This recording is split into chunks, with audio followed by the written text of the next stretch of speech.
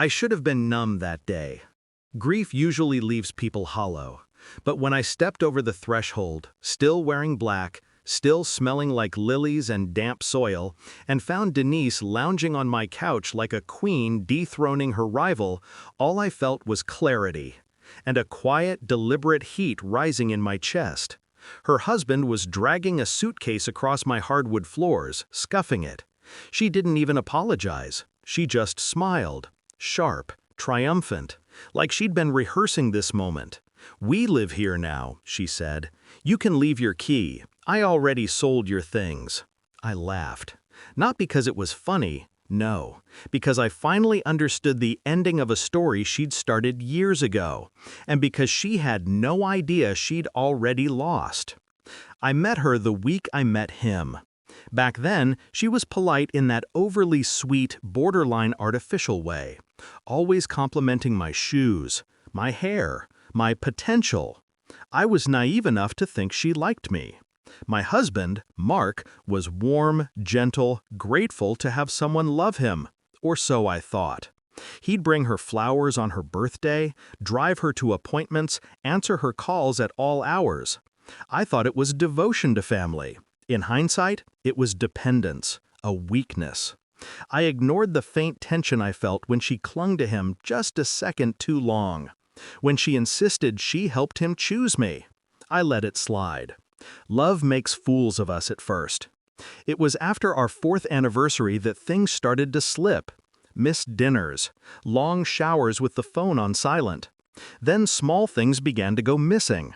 Jewelry, keepsakes, personal documents. He said I misplaced them. I didn't argue. I watched. Then came the message. A text that wasn't meant for me, but fate has a way of showing its hand when you least expect it. "How much longer do we have to wait? She won't suspect anything." Sent from his phone, to Denise. I stared at the screen until everything inside me went still. I wasn't devastated. I wasn't even surprised. What I felt was precision, a click inside my mind, the start of a plan. The first thing I did was call my lawyer, not his, mine. My husband thought he was clever moving money around, transferring accounts, shifting assets. What he didn't know was that I'd always maintained my own accounts, my own investments, my own property.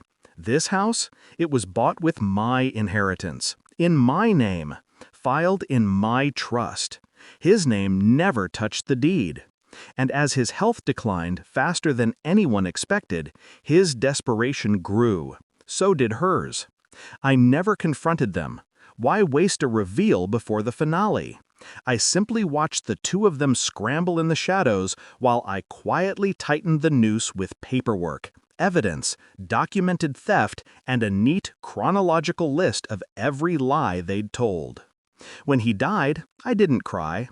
I mourned the man I thought he was, not the one he became. So when Denise stood in my living room, claiming territory she had no right to, I let her finish her performance. "Get out," she said again. I smiled. "Are you done?" That's when the knock came, right on cue. She flinched. "Who's that?"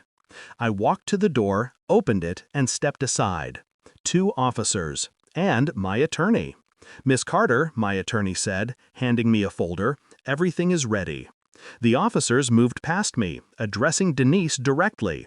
"Ma'am, we have paperwork identifying you as a suspect in ongoing investigations involving fraud, theft of personal property, and unlawful entry." Her face drained.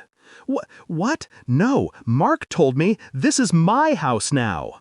"It's not," I said gently. "It never was." I watched realization crash through her, slow, jagged, humiliating. The officers read her rights.